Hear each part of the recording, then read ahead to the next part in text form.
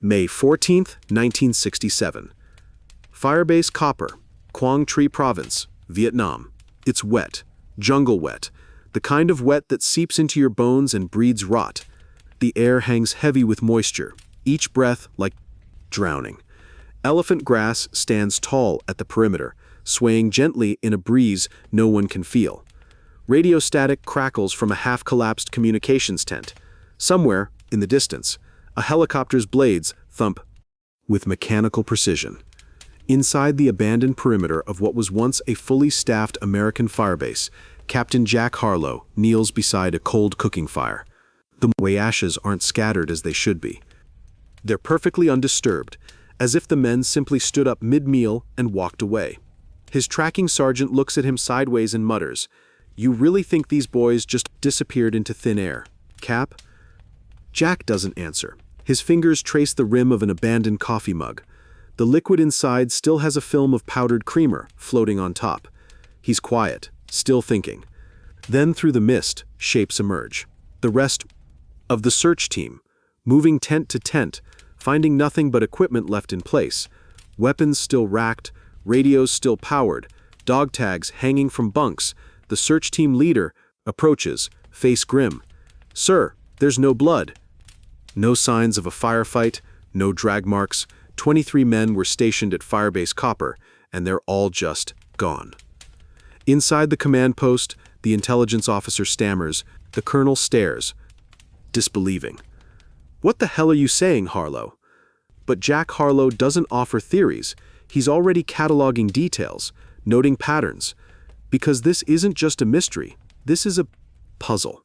This is what happens when a Yale-educated anthropologist turned Army intelligence officer faces the impossible disappearance of an entire firebase and turns himself into a one-man investigation force. They doubted him. They said there must be a simple explanation until there wasn't. And when the truth finally surfaced, the Viet Cong weren't the only ones shocked. The tracker no one expected. Before he became the man who unraveled the mystery of Firebase Copper's vanishing, Jack Harlow was just another academic, reluctantly wearing a uniform.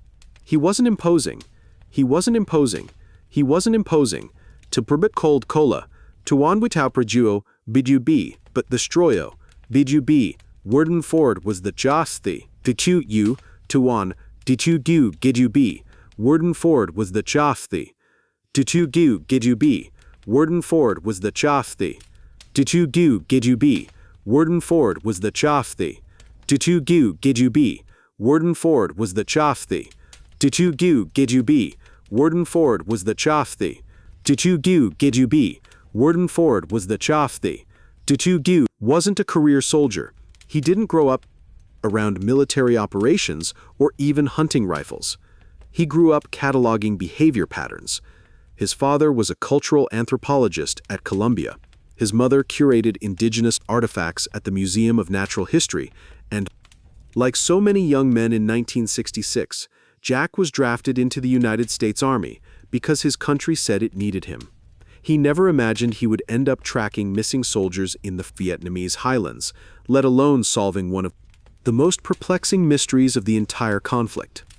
Jack trained at Fort Holabird, Maryland, where he was assigned to Army intelligence due to his academic background. His instructors noted he had exceptional observational skills, an analytical mind, and a quiet way of drawing connections that most soldiers missed. While others looked for enemy movements, Jack studied behavioral patterns. He observed cultural markers. He interpreted.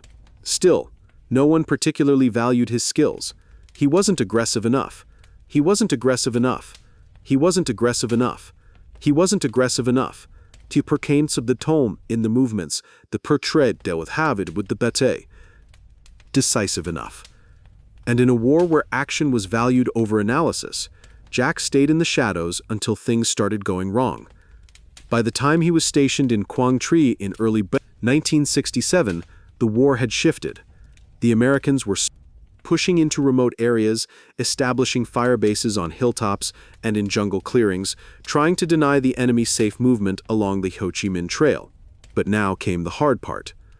Operating in territory that favored the enemy, with limited understanding of the terrain, the people, or the invisible boundaries that might exist in the jungle. That's where Jack's unique perspective came in. The firebase was America's answer to guerrilla warfare. Small, fortified positions housing between 20 and 200 men, equipped with mortars, machine guns, and artillery. From these positions, American forces could project power, gather intelligence, and support larger operations. But firebases had problems, serious ones. They were isolated, they were tempting targets, and when the fog rolled in or radio contact was lost, they could be terrifyingly vulnerable. Still, firebases had advantages. They created a network of American presence across hostile territory. They denied the enemy freedom of movement, but they required constant vigilance, and they required men willing to spend weeks in isolated jungle outposts. That's where Firebase Copper came in. After 6 months of sporadic contact and ambushes, a small firebase was established on a low hill, overlooking a suspected infiltration route. The company commander was Lieutenant Peter Schaefer, a by-the-book West Point graduate who didn't much care for theory. Keep it simple, Schaefer used to say. Observe, report, engage. But Jack was starting to think success wasn't going to come from standard procedures. It was going to come from understanding, from thinking like the enemy, from seeing what no one else was seeing. So one night, while reviewing patrol reports after a long day's analysis, Jack brought it up. What if, he asked, there are cultural boundaries we're missing? The operations officer, Captain James Wilson, frowned. You mean like sacred ground? No, Jack said. I mean, what if the VC aren't just using the landscape for tactical advantage? What if they're using our cultural blindness against us? Places we avoid for practical reasons might be exactly where they're hiding. Areas that seem worthless to us might have significance we don't recognize. Colonel Marcus Reed stared at him for a long moment, then shook his head. That's the most academic bullshit I've heard all month, he said. But Jack wasn't theorizing. He was already planning how to map these invisible boundaries. Rejection, struggle, and a disappearance in the night. At first, no one took Jack seriously. The idea of mapping cultural patterns, of treating the Vietnamese landscape as a text that could be read rather than terrain to be conquered, was nonsensical to most of the command staff. They called it Professor's delusion. They said he was trying to fight a war like he'd conduct a field study, taking notes while bullets flew. Colonel Reed, the battalion commander, made it clear. This isn't the kind of war where you get to play anthropologist, Harlow. You see enemy movement, you report coordinates, or someone dies faster than you can say cultural context. But Jack didn't back down. He kept thinking, kept mapping patterns, kept running correlation analyses in his field notebook, patrol contacts, ambush locations, estimated movement corridors, through seemingly impassable terrain.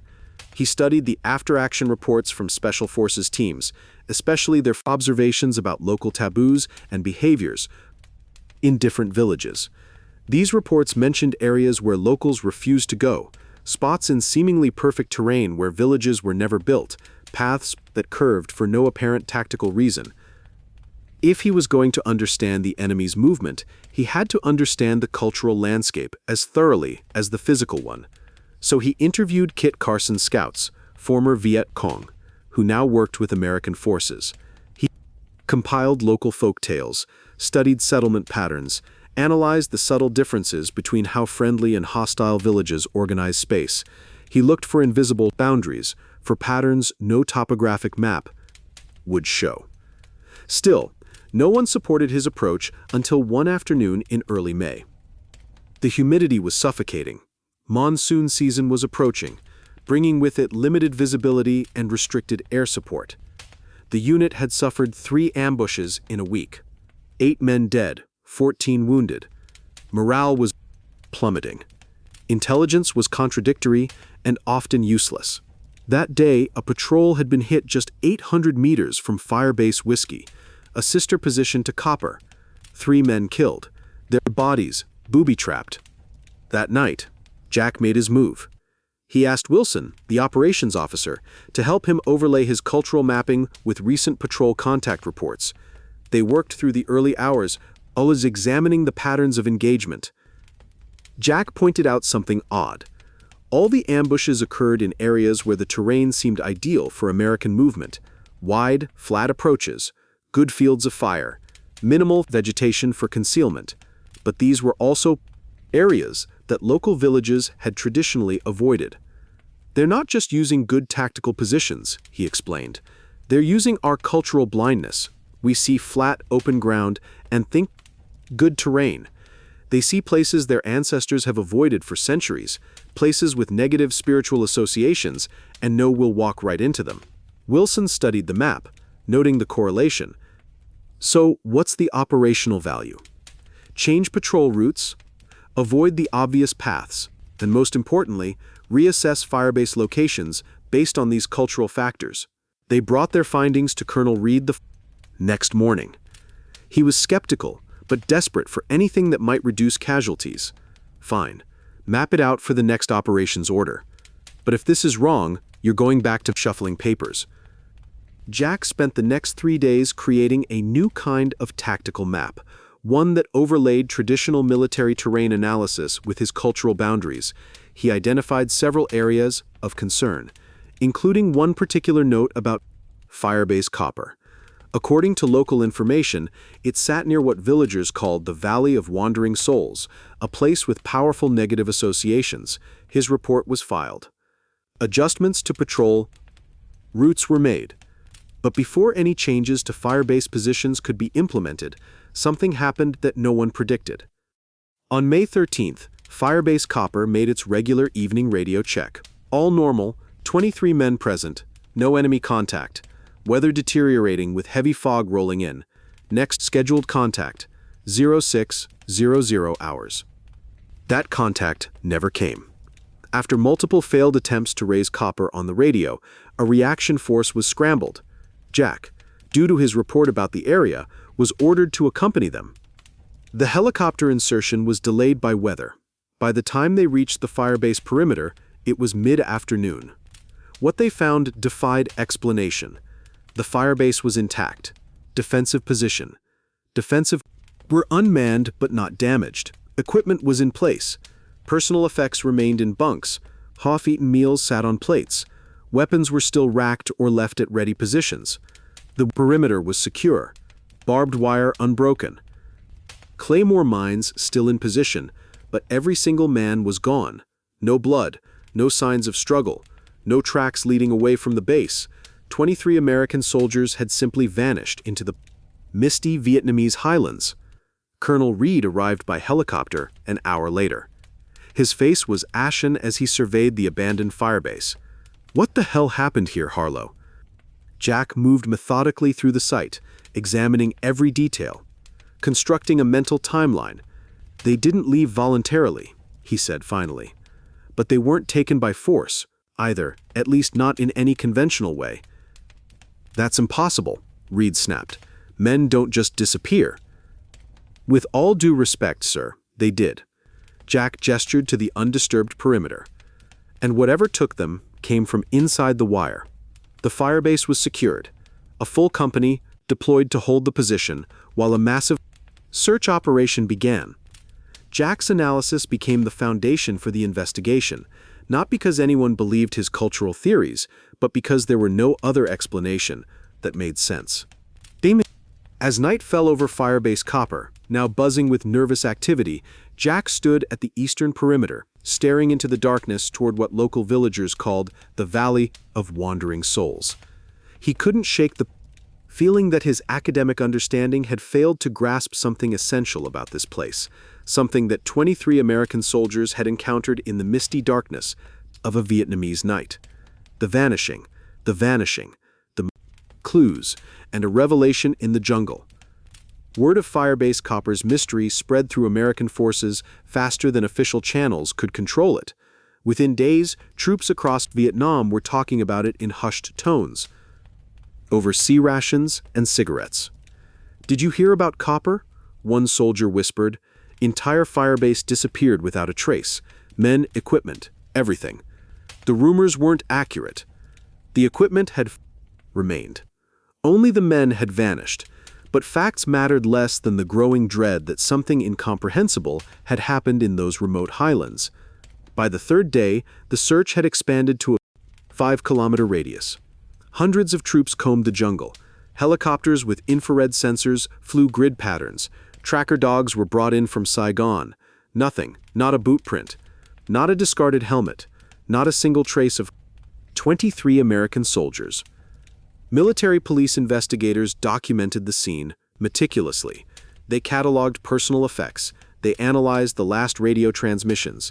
They interviewed the soldiers who had most recently visited Copper on supply runs.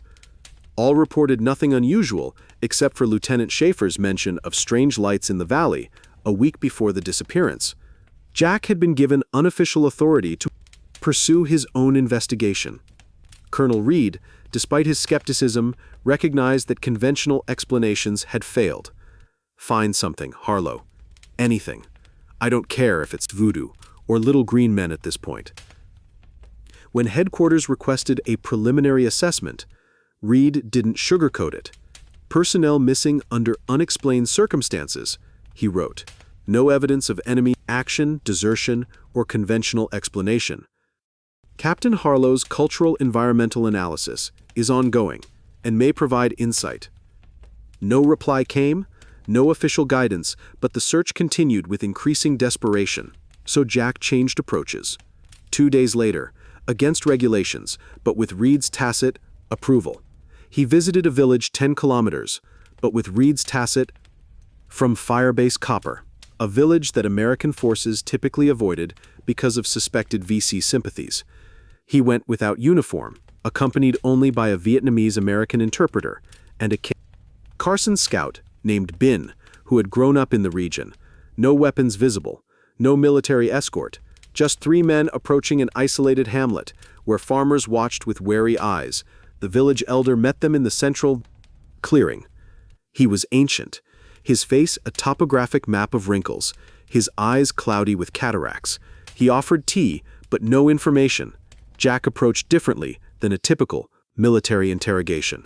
He spoke of the land, first, of the patterns of wet and dry seasons, of the mountain spirits the locals believed in. He showed respect for customs the average American soldier would have dismissed. Slowly, cautiously, the elder began to speak. The Valley of Wandering Souls is not for the living, he said through the interpreter. Those who camp there become guests of the hungry ghosts. Jack listened carefully, separating cultural belief from potential intelligence. Has this happened before? People disappearing? The old man nodded slowly. During the French time. A patrol, 12 men. They made camp in the sacred cave. When morning came, only their cigarettes remained burning. Bing! The Kit Carson scout shifted uncomfortably. There are stories in all villages about this place. The Japanese during the occupation, they lost men there too. They blamed local resistance, killed many villagers in revenge, but the villagers knew it was the hungry ghosts. Jack pressed further, asking about specific details, times of year, weather conditions, specific locations. A pattern emerged. All disappearances happened during the early monsoon season. All happened during nights of heavy mist. All involved armed men who had made camp in or near specific sites, particularly a limestone cave system that snaked beneath the valley floor. As they prepared to leave, the elder gripped Jack's arm with surprising strength. Your soldiers, they fired the big guns into the sacred caves. The ancestors were angry.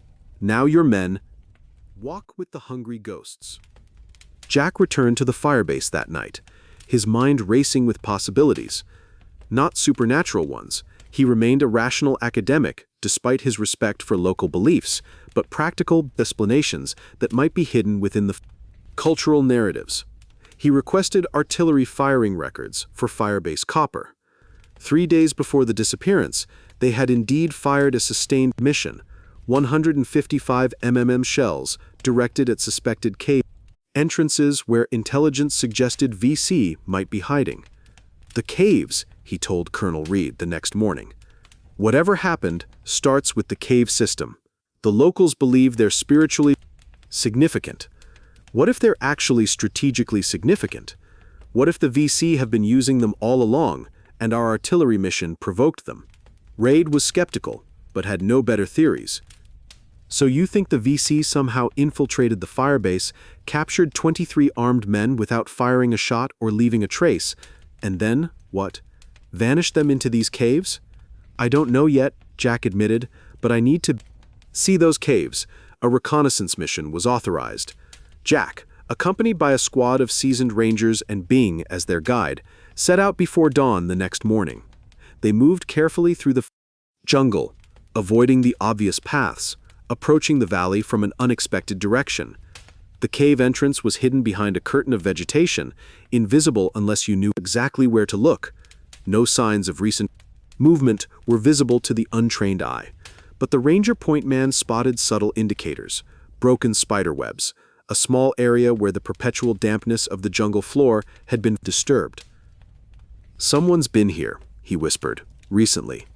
They entered cautiously, flashlights cutting through absolute darkness. The limestone cave opened into a massive chamber, cool and damp. Stalactites hung like stone daggers from the ceiling. The beams of their flashlights couldn't reach the far walls. "Jesus," breathed the squad leader. "This place is huge." As they advanced deeper, the cave system revealed its secrets. Not just natural formations, but signs of human presence. Ancient, at first, primitive paintings on walls, stone arrangements in geometric patterns. Then, more recent, French graffiti carved into flowstone, Japanese characters scratched beside them. And then, unmistakable evidence of modern occupation: bamboo sleeping platforms, food sleeping platforms, storage areas carved into the rock, a sophisticated ventilation system using natural chimneys in the limestone. This isn't just a hideout, Jack realized. It's a base, a major one.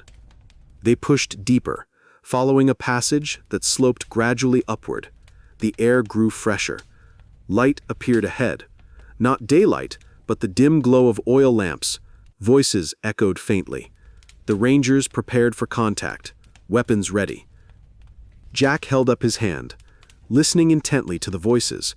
Not Vietnamese, English, American accents. "Hold position," he whispered. "I think we found them." The squad advanced with practiced stealth, approaching the chamber ahead. The scene that greeted them defied their expectations. A large cavern had been converted into a makeshift prison. Bamboo cages lined the walls. Inside them, haggard but alive, were the missing men of Firebase Copper. Vietnamese guards in non-standard uniforms, not regular VC, patrolled between the cages. Before the rangers could formulate an assault plan, alarm gongs sounded from deeper in the cave. The element of surprise was lost. What followed was a desperate, chaotic battle. In the half-light of the cave system, the rangers moved with practiced efficiency, neutralizing the guards before they could harm the prisoners. Jack worked frantically to free the captured soldiers, many of whom were disoriented and weakened from their ordeal. They came through the fog. Lieutenant Schaefer gasped as Jack cut through his bindings. Silent. Gas masks. Some kind of knockout gas. We couldn't even raise the alarm. The firefight intensified as VC reinforcements Deschen and Wadabinger Jelthajesamelf poured in from deeper tunnel systems. The Americans began a fighting retreat, supporting the weakened prisoners as they moved toward the exit. Radio contact was impossible in the depths of the cave. They would have to reach the surface before calling for extraction. The journey out became a nightmare of ambushes, wrong turns, and dwindling ammunition. When they finally emerged into daylight, half a kilometer from where they had entered, they were met by a quick reaction force already deployed based on their overdue status. Helicopters descended into a hastily established landing zone, evacuating the rescued prisoners under heavy covering fire. Firebase Copper's men were alive, all except 2 who had been executed when they attempted to escape. The mystery was solved, though the explanation was no less extraordinary than the disappearance itself. The VC had used the extensive cave system, which connected to numerous hidden exits across the valley, to stage one of the most audacious raids of the war. Using a specially developed knockout gas, and moving through the heavy mist that provided perfect cover, they had infiltrated the firebase, incapacitated every man without firing a shot, and transported them underground to their subterranean prison. The purpose, as intelligence later determined, was not just to capture Americans, but to create a psychological weapon to make a firebase simply vanish, spreading terror and uncertainty throughout American forces. It had almost worked. The man behind the mask and the truth beneath the legend. By now, Jack Harlow was known across the battalion, not just as an intelligence officer, but as something else entirely, a decoder of Vietnamese mysteries, a thinker in a war that valued action over intellect. But behind every legend, there's a truth. June brought torrential rains, operations slowed to a crawl. Helicopters were grounded for days at a time. Rivers swelled beyond their banks, and jungle trails turned to impassable mud. Morale fluctuated with the barometer. The barometer, constant dampness bred fungus, infection, and a particular kind of despair, unique to jungle warfare. Firebase Copper was abandoned, its equipment salvaged, its location deemed compromised.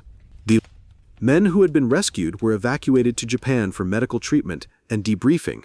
They never returned to Vietnam. Their story was classified, reduced to a brief mention in situation reports. Personnel recovered following enemy action. Jack changed too. He no longer approached his intelligence work as an academic exercise. He moved differently, spoke differently. The scholarly detachment gave way to a focused intensity. He spent hours interviewing captured VC, learning about the cave systems, the secret paths, the hidden infrastructure that allowed the enemy to move like ghosts through territory Americans thought they controlled. What affected him most, what stayed with him, was the realization that he had been both right and wrong.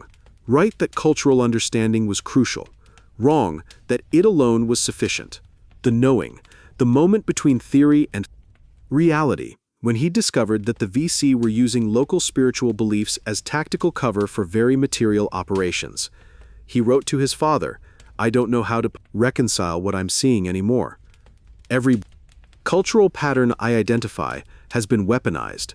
Sacred caves become fortresses. Taboo grounds become killing zones. Sometimes I feel like I'm using anthropology to predict where the next ambush will come from." Colonel Reed stopped mocking his methods. Wilson sought his input on every operation, and Jack began carrying with him a small stone Buddha figure, given to him by Binyi, the Kit Carson scout, who had guided them to the caves. He kept it in his breast pocket, directly over his heart. "Something to remind me that understanding isn't the same as knowing," he said.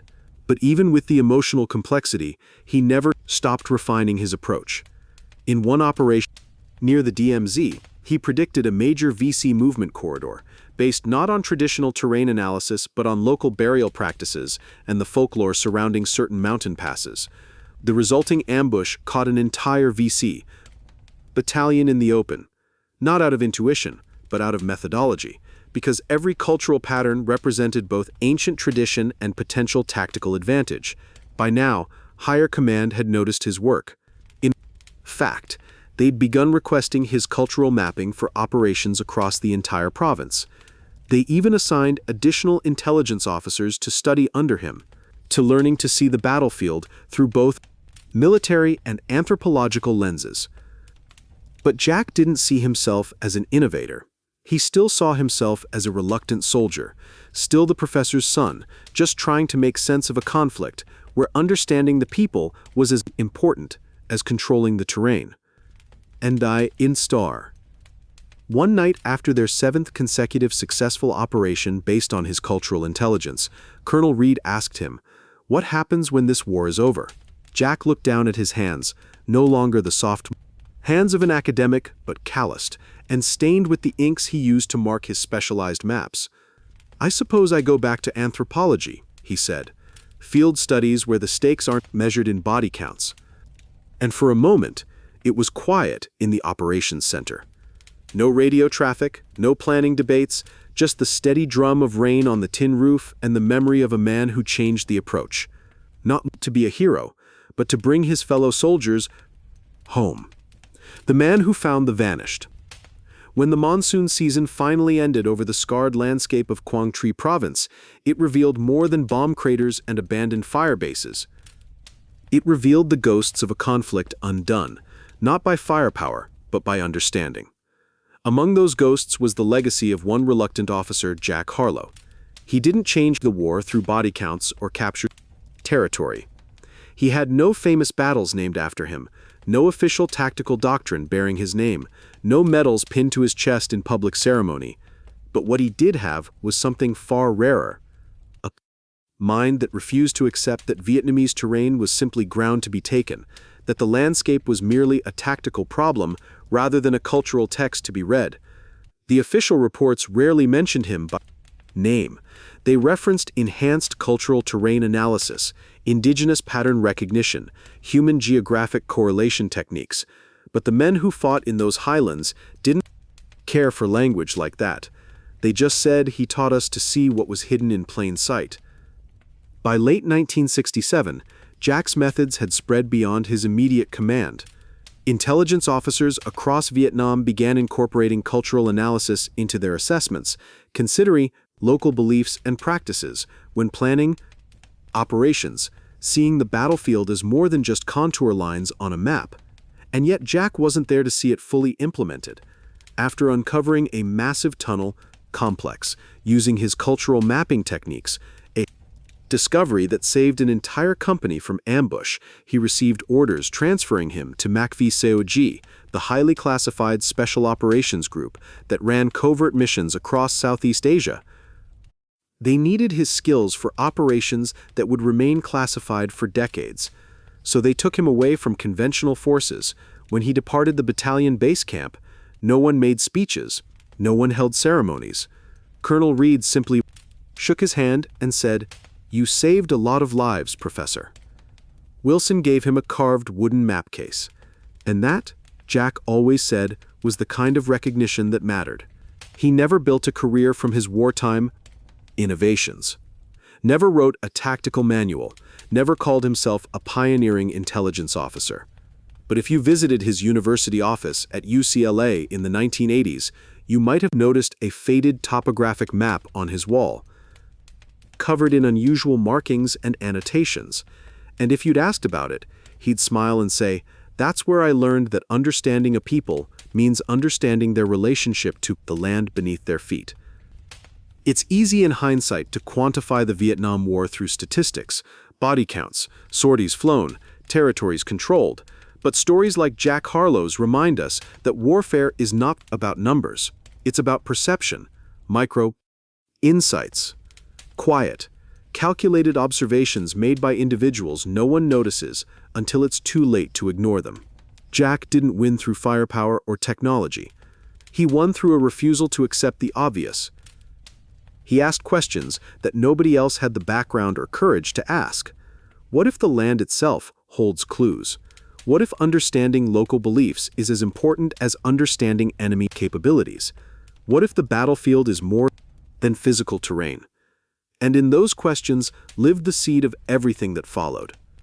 Lives saved, approaches changed, and a new way of thinking born not from military doctrine, but from the insight of a reluctant soldier with an anthropologist's eye. Maybe that's the real legacy of people like him. Not the number of operations conducted, but the number of lives preserved through understanding. Because one man decided to look at the battlefield through a completely different lens. But there was one operation that truly cemented Jack Harlow's place in the unofficial history of the Vietnam conflict, a mission that never appeared in public records, yet changed how special operations were conducted throughout Southeast Asia. It occurred in February 1968, during the chaos of the Tet Offensive. While conventional forces were engaged in brutal urban combat across South Vietnam, MACV-SOG continued its shadowy operations along the Ho Chi Minh Trail and in officially neutral Cambodia and Laos. Jack had been operating with SOG for 3 months, applying his cultural intelligence methods to their cross-border missions. He had already helped identify several previously unknown logistics hubs by mapping them against local cultural patterns, nodes that conventional analysis had missed because they were hidden in plain sight, protected by local taboos and beliefs that kept most indigenous people away. But in early February, something unprecedented occurred. An entire SOG reconnaissance team, 6 highly trained operatives, disappeared while monitoring a section of the trail near the tribe border area where Vietnam, Cambodia, and Laos meet.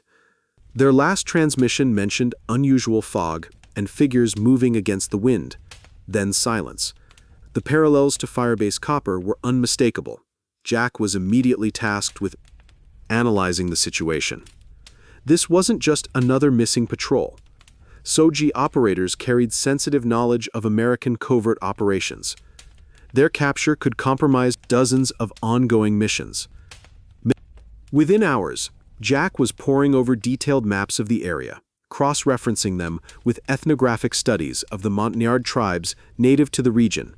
The area where the team disappeared was marked on French colonial maps as Vallée des Spectres, Valley of Spectres, a designation that had been ignored in American military cartography. Jack interviewed the Bru tribesmen who sometimes worked as guides for SOG teams. They were reluctant to speak about the area, but eventually revealed that it was considered a gateway between worlds, a place where the boundary between the living and the dead grew thin during certain moon phases and weather conditions. More practically, they mentioned caves, not natural formations like those near Firebase Copper, but ancient temples carved into limestone cliffs, abandoned centuries ago after some unnamed catastrophe. The spirits walk in the mist, one elderly guide explained. But men also walk there. Men who know the old ways, who can become like spirits. Jack connected these accounts with intelligence. Reports about a specialized NVA unit, the 311th, that had been trained in unconventional warfare by Chinese advisors. They were rumored to use unusual techniques, including drugs that allowed them to operate without sleep for days, specialized camouflage that rendered them nearly invisible in jungle conditions, and psychological operations that exploited local superstitions. "It's them," he told the SOG commander. "They're using the local spiritual beliefs as cover for a highly specialized capture operation. They're creating supernatural fear to mask very worldly intentions." A rescue mission was authorized at the highest levels. Jack insisted on accompanying the team, not because he was a skilled operator, but because his understanding of the cultural terrain might be crucial for navigating the complex landscape of belief and reality. The insertion took place at night, a high-altitude jump to avoid detection. The team consisted of 8 SOG operators, Jack, and a single Bru guide who had reluctantly agreed to lead them to the Forbidden Temples. They landed in a series of small clearings, 5 kilometers from the target area, reassembled in the darkness, and began their approach through jungle so dense that men sometimes couldn't see each other from 3 meters away. The Bru guide led them along paths invisible to untrained eyes, not actual trails, but subtle passages through the vegetation that had been used for centuries by those who knew the secrets of the forest. As dawn approached, a heavy mist rose from the jungle floor. The guide became increasingly agitated, whispering prayers and clutching amulets. The team leader considered restraining him, fearing he might flee, but Jack intervened. "Let him perform his rituals," he advised. "They're not just superstition, they're his way of navigating this cultural space. We need him focused, not terrified." The mist thickened as they entered a narrow valley flanked by limestone cliffs. Visibility one formidable tout. The mist thickened as they entered a narrow valley flanked by limestone cliffs, dropped to mere feet. The team moved in tight formation, maintaining contact through touch rather than sight. Then, through the swirling white, dark openings appeared in the cliff face. Ancient doorways elaborately carved with figures that combined human and animal features. The temple complex was vast, extending deep into the limestone mountain. "They're here," the guide whispered, pointing to barely visible markings near one of the entrances, fresh scratches in the ancient stone that would be meaningless to most observers but signaled occupancy to those who knew the old ways. The team prepared for entry. Jack advised on approach, explaining that the temple layout would follow specific cultural patterns: central chambers for worship, peripheral areas for storage and living, hidden passages for priests to create the illusion of supernatural appearances during ceremonies. If they're holding prisoners, they'll be in the inner sanctum, he suggested. Not for security, but for psychological impact. Breaking them down by surrounding them with imagery they don't understand, in a place that seems supernatural. The assault was silent and precise. Soggy operators moved through the temple complex like shadows, neutralizing sentries with knives and suppressed weapons. Jack's predictions proved accurate. The missing reconnaissance team was found in the central chamber, bound to ancient stone altars, surrounded by burning incense and ceremonial items that created a disorienting, hallucinatory atmosphere. The guards were not conventional soldiers, but members of the specialized 311th Unit, wearing elaborate camouflage that incorporated elements of traditional tribal shamanic dress. They fought fiercely, but were overwhelmed by the precision of the SOG team. As they prepared to extract with the rescued prisoners, Jack noticed something crucial. Documents scattered on a stone table. He gathered them quickly, recognizing their significance. They weren't just operational plans, but a complete psychological warfare manual, detailing how the NVA had systematically weaponized local beliefs and superstitions against both indigenous populations and American forces. The extraction was chaotic. NVA reinforced first. The converged on the temple complex from hidden positions throughout the valley. The team fought their way to the extraction point, calling in air support that was itself hampered by the persistent mist. When the helicopters finally arrived, punching through the fog with a roar of rotors that echoed off the limestone cliffs, the team was down to its last magazines of ammunition. They loaded the rescued operators aboard, Jack clutching the captured documents as bullets thudded into the helicopter's fuselage. The intelligence value of those documents proved immeasurable.